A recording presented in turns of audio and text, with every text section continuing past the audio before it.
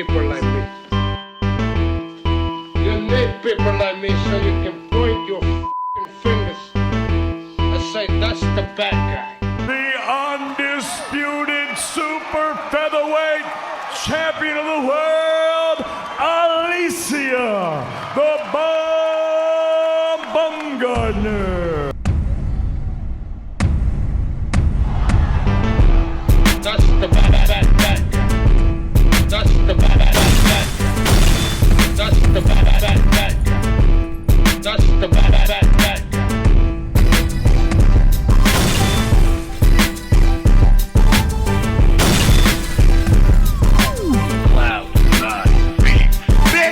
Welcome to the motherfucking relay. We're covering today's top boxing news. Okay, we'll start with this. Next month on the 10th, north of the border, in Halifax, up-and-comer Ryan Rozicki will be taking on France's own Jean-Jacques Olivier. And what is a cruiserweight contest, most will remember Ryan Rozicki for the inaugural bridgerweight title fight with Colombia's own Oscar Rivas, and that was a thoroughly entertaining fight. Ryan gave a very good account of himself, left an impression on me. I see a champion in this kid if he plays his cards right. Sporting a professional record of 17 wins with one loss, just one loss, no draws. 16 knockouts, having never been knocked out in 18 professional bouts. 28 years old to Jean-Jacques Olivier. Sports a professional record of 15 wins with 2 losses, 1 draw. 10 knockouts. 35 years old. If Ryan Rozicki wins this fight, he will continue to climb up the WBC's current rank standings. Currently, he ranks in at number 6. Right behind Argentina's own Jermell Peralta. Ryan Rozicki won a dubious decision over Peralta about a year ago, May of last year. It's conceivable there could be a second fight. There could be a rematch. Just based on where they're ranked, with Ryan ranked at number 6 and Jermell ranked at number 5. Ranked at number 4 is the United Kingdom's own unbeaten up-and-comer Richard Riakporhe. Seems like he's closing in on a title shot by way of the WBC, but it's my understanding he's also ranked pretty high by way of the IBF. He ranks in at number 4 by way of the WBC. Ranked in at number 3 is South Africa's own Thabiso Mchunu, who faced then-champion Lunga Makabu 2 times and lost 2 dubious decisions to Lunga. Lunga, who ranks in at number 2. Armenia's own Noel Gavor, he ranks in at number 1. And this is what awaits Ryan Rozicki if he makes his way past Jean-Jacques next month. That even if he beats that guy, he's got his work cut out for him if it is his intention to one day fight for the WBC title. Just got to make his way past Jean-Jacques Olivier. But Ryan Rozicki, he really showed his mettle, showed his worth in that Oscar Rivas fight. Oscar Rivas, who used to campaign as a heavyweight. He packs heavyweight power, but he was unable to stop Ryan Rozicki, who took his best and then some. Ryan, who was a late replacement. Initially, it was supposed to be Oscar Rivas versus Bryant Jennings for what was the inaugural bridgerweight title. And one thing led to another. Brian didn't compete, he didn't fight. They conjured up Ryan Rozicki to stand in his place. He had to move up from cruiserweight up to bridgerweight. Moves up there, has the fight with Oscar, moves back down. Racks up a couple of victories. The fight with Oscar Rivas, that was in late 2021 in October, well over a year ago. Over a year later, Ryan Rozicki has fought 4 times since then. 4 times racked up 4 victories,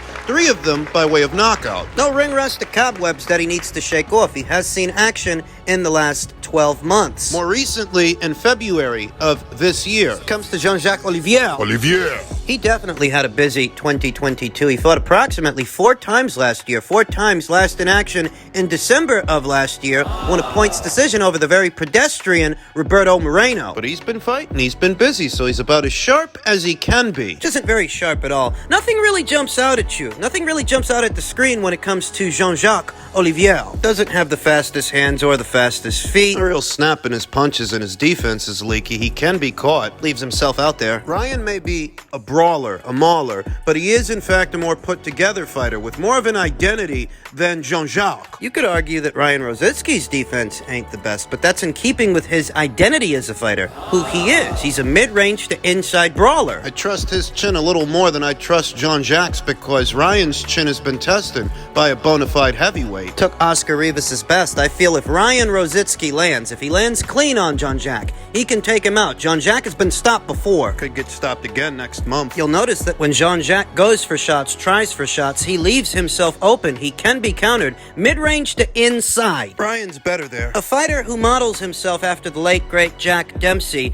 a student of the game, that while he is a brawler, a mid-range to inside mauler, there is a method to his madness. Brian's offense is his defense. Crowding guys, bobbing and weaving undershots, bringing over counters. Body shots downstairs, hooks upstairs. I really don't see anything in Jean-Jacques that Ryan Rozicki can't handle. I don't see anything in Jean-Jacques that Ryan has to worry about. He's going to be there for the shots. He's going to be there for the punches. Should he win, it's after that where things get interesting. As he climbs up those WBC ranked standings, he might find himself so confronted with Peralta for a second time, or maybe world title challenger Tszyu Muchunu, or maybe former world champion Lunga Makabu. As he closes in on what could be a WBC cruiserweight title shot, the current champion is Badu Jack, who's currently in talks to face former light heavyweight champion Sergey Kovalev, who has since moved up to cruiserweight, even though he's not currently featured in the WBC's ranked standings. They're not going to let that stop them. Big young guy like Ryan Rozicki, strong guy with a good chin and a big punch, he could be a problem for an aging fighter like a Badu Jack or a Sergey Kovalev. So I like Ryan's chances against Jean-Jacques Olivier. I think he's going to stop that guy. Set to go down next month on the 10th, north of the border in Halifax. Ryan Rozicki, by way of knockout or technical knockout, is the pick, and we'll see what happens after that. Men's junior middleweight news you might have heard today. Tszyu versus Carlos Ocampo is set for June 18th in Broad Beach. Alim versus Goodman, Eliminator, also on the card. It appears that Tszyu has finally found a dance partner. We know he's in the market for one. They were looking at Liam Smith. But Liam decided to run it back with Chris Eubank Jr. There were rumors and rumblings about a potential Castaño fight, but that didn't materialize. No Limit Boxing confirmed that Australia Tszyu will take a second interim fight, as he is set to face Mexico's own Carlos Ocampo. Their scheduled 12-round junior middleweight bout will take place on June 18th, a Sunday, atop a no-limit pay-per-view event from Gold Coast Convention and Exhibition Center in the Gold Coast suburb of Broad Beach, Queensland, Australia. Tszyu is the mandatory challenger for the undisputed king Jermell Charlo, who continues to recover from a severe hand injury from last December, which postponed their January 28th clash in Las Vegas. The delay allowed Tszyu to challenge for the interim WBO 154-pound title, which he claimed in a 9th-round knockout of former WBC titleist Tony Harrison on March 12th in Sydney. That's not accurate. Tim was already the WBO's interim champion going into that fight. He didn't claim the title in that fight. He defended it. Carlos Ocampo is not currently ranked by the WBO, though these things have a way of magically getting resolved by fight night. The bout marks the second straight on home soil for the 28-year-old Tszyu, a second-generation boxer from Rockdale. Tszyu's coming off that big win over Tony Harrison. Carlos Ocampo appears to be coming off a loss to Sebastian Fundora in what was a competitive fight. Tszyu previously spent his career in Australia before making his U.S. debut in a 12-round win over former title challenger Terrell Gausha last March 26 in Minneapolis, Minnesota. The fight was his first under the Premier Boxing Champions banner, which was supposed to ease the transition towards challenging for the world title. Instead, hasn't resulted in anything. It's important to note that Tszyu suffered an injury in that fight, and I believe the story was he needed 2 months recovery time. Still plenty of time left last year to do the fight last year. All of April, all of May. He would have spent that time recovering, and you could have scheduled the fight for either the fall or winter months. But the fight didn't materialize last year, and I don't get the sense it's going to materialize this year. Nope. Circumstances beyond his control have instead allowed Tszyu to return home, where he has long served as a top gate attraction. His upcoming fight versus Ocampo will mark his first in Queensland since his August 2020 annihilation of former WBO welterweight champion Jeff Horn, a win which took his career to new heights. The son of Hall of Fame former undisputed 140-pound king, Kostya Tszyu, is now eager to land a championship of his own, but for now settles for his second fight in 3 months. As he should. In order to improve, in order to stay sharp, in order to amass a following. What kind of excitement do you think a fighter generates when they're not fighting, when they're on the shelf? I mean, just imagine if Tszyu spent all this time waiting for Jermell Charlo, who's supposed to be still injured, but no ETA on when he's supposed to come back. None. Now Tszyu is fighting Carlos Ocampo. The 27-year-old from Ensenada, Baja California, was last seen giving it a go in a 12-round defeat to then unbeaten interim champion Sebastian Fundora. Fundora last October 8th in Carson, California. The setback snapped a 12-fight winning streak, all at junior middleweight after a first knockout loss to Errol Spence Jr. in what was their June of 2018 welterweight fight. That's right. Carlos Ocampo rebounded off that first-round knockout loss. 12 fights in a row. He won 12 fights in a row en route to what was eventually the Fundora fight. And while he did lose that fight, he made it competitive in spots. It was nowhere near as demoralizing as that first-round knockout he suffered. Knockout he suffered to Errol Spence Jr. 4 or 5 years ago. 4 or 5 years later, you can argue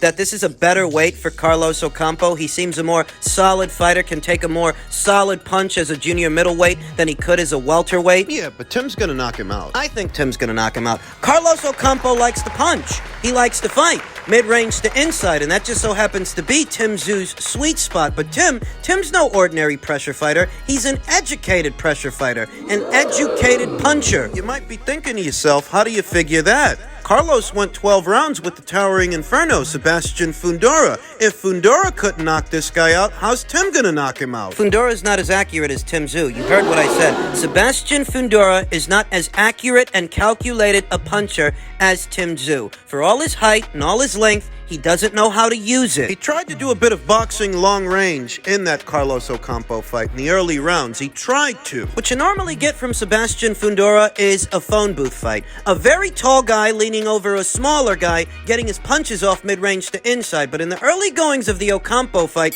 you saw an earnest effort from Sebastian to use his height, use his length, and try to box. And it wasn't working. Looked awkward. So after a couple of rounds, he got back to doing what he does best. Crowding a guy mid-range to inside, leaning over him, getting hooks in there and uppercuts in there in order to smother the guy's work. I've always said that the reason Sebastian Fundora likes to fight in the phone booth, in spite of his generous physical dimensions, is because he ain't got the timing or the accuracy to keep a guy out, to fight long range. So what he does is, he sells out. Say the guy's so tall, why is he fighting like he's 5'2"? It's because he's more comfortable fighting within close quarters so he can smother the other guy's work, lean over him, and get shots in there. But very recently, he paid for it with that Mendoza kid. You guys saw he got knocked the fuck out. You can only give up your height and your length so many times before it backfired. And it finally backfired for Sebastian Fundora, who, I reiterate, never had the accuracy or the snap on his punches to fight long range and keep a smaller fighter out. Now, Tszyu, he's got a good jab, good snap on his punches, good accuracy, and good punch picking. You can argue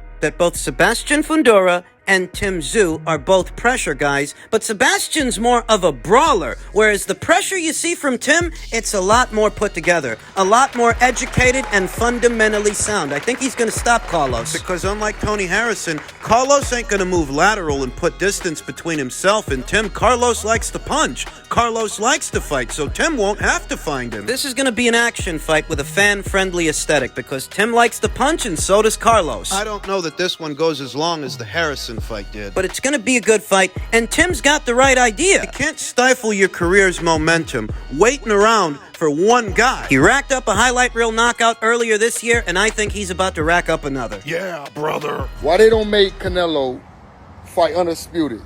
Tag Eddie Hearn. Undisputed versus Undisputed. Fuck it. I'm 150. I gained a little weight. Canelo. Yeah, Canelo. Not Eli and Kobe. Canelo. Like, nigga, don't fuck with me, nigga. Like, for real, let me show y'all what it is. Why y'all don't make Canelo versus Charlo? Fuck y'all talking about, nigga. Somebody put that shit together. Lil Charlo will fight anybody. Nigga, I ain't never done no smoke, nigga. Undisputed versus Undisputed. That could be a big thing in boxing. Fuck it, nigga. That bitch can't beat me with that shit. His last performance, that bitch can't beat me. Motherfuckers, stop playing with me. Stop playing with me. Eddie Hearn, go put that Charlo shit together. If Eddie Hearn did, Jermell Charlo would get knocked the fuck out. Heard what I said. He'd get knocked the fuck out. Coming off a quote-unquote injury and what's becoming over a year of inactivity. If you actually gave Jermell what he wanted and he fought Canelo Alvarez at a weight of Canelo's choosing, because Canelo's the A-side, not Jermell. The same way Gervonta Davis can dictate terms to Ryan Garcia, same way he can stipulate at what weight the contest is fought, Canelo can do that to Jermell because Canelo's the A-side. And a bigger draw than a Gervonta Davis overall. Certainly a bigger draw than Jermell Charlo, who's only been on pay-per-view once. once, just once, in his own country. Not that he's been on pay-per-view ever since, because he hasn't. He's back on regular Showtime. Look, I like Jermell Charlo, but the facts are what the facts are. You're talking about a fighter who hasn't fought in a year, who's supposed to be coming off an injury. He'd likely have to move up 2 weight classes, the same way Mikey Garcia had to move up 2 weight classes for Errol Spence from 135 to 147. Jermell would have to move from 154 up to 168. Where he's never fought, off a year of inactivity. I have no illusions of what would happen under those circumstances. You tell yourself that Canelo couldn't knock out John Ryder. How's he going to knock out Jermell Charlo? Well, John Ryder's a super middleweight. What's Jermell? A junior middleweight, and an inactive one. That's how I'd edge that fight, though ultimately, we're not on the eve of that fight. And this guy's just talking, but because he's talking and saying what he's saying, it's arching a lot of people's eyebrows. Why are you in the market for a Canelo fight if you're supposed to be injured? Moreover, if you're supposed to be fighting Tszyu. The only reason Tim fought Tony is because he couldn't fight you. The only reason he's fighting Carlos is because he couldn't fight you. Now, I don't actually believe that Jermell Charlo is afraid of Tszyu per se, but I do believe that a decision was made for him. A decision was made on his behalf. I don't actually believe, and have never believed, that fight was going to materialize. What I think... This guy might end up getting stripped of a WBO title, and Tim might end up getting elevated. I believe that it's been the PBC's plan all along to move their 54s up to 60 and some of their 60s up to 168. That's why this fight ain't happening. In tandem with time constraints and budget constraints. We know that there's belt tightening over there at Showtime. They ain't got it in the budget to keep all these guys active. Nope. Thurman's been out a year. Spence hasn't fought in a year. Ugas hasn't fought in a year. Jermell hasn't fought in a year. Jermall hasn't fought in 2 years. I can go on. I can literally go on. So you don't think this guy's injured? No, I don't. I just think Jermell Charlo and the people at the PBC are just biding their time until his inexorable move to middleweight, because off a year layoff, what could soon become over a year layoff, it's quite counterintuitive to fight Tszyu. What I think is they were banking on Terrell Gausha beating Tszyu in his American debut, and when that didn't happen... That made a mess of things for them. I don't think Jermell is a bad fighter, quite the opposite. I think he's one of the best, and I don't necessarily think he's afraid of Tszyu, but I reiterate, this decision was made for him. I don't actually think it's up to him. Though with the amount of time that's passing, Jermell Charlo collecting dust, having lost all the momentum from the Brian Castano rematch, the Brian Castano knockout, the longer it takes Jermell to get back in the ring, the more dangerous a Tszyu fight becomes, because that kid's young, that kid's sharp, and you're not. You're inactive. Between now and Jermell Charlo's ring return, I anticipate that the WBO may put the squeeze on that guy, and they might strip him. They've been more Johnny on the spot than the IBF these days. The IBF used to be the straight shooter. These days, it's the WBO, and they may get tired of waiting on this guy. I don't think the fight between him and Tim happens. And I think we may have very well seen the last of Jermell Charlo as a junior middleweight. You tell me under these circumstances that you believe this fight is going to happen. You still think these guys are going to fight? While he's calling out Canelo.